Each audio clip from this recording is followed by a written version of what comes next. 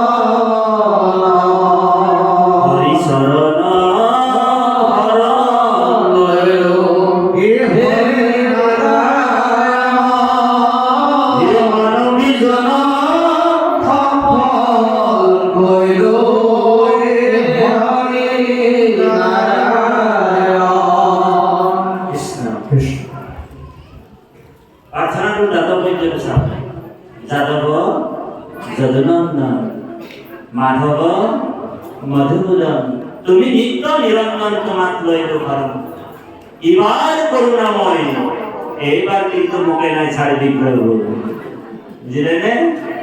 এইবাৰ মানুহৰ জন্ম পালো আমি, 84 লক্ষ ধৰি ভ্ৰমণ কৰি আহিছো, আমি গৰুৰ পেটত সোমাই আহিছো, গৰু আমাৰ মা ছিল, গাধৰ পেটত সোমাই গৈছিলো, গাধও আমাৰ মা, জেঠিৰ পেটত সোমাই আহিছো, জেঠি মোৰ মা।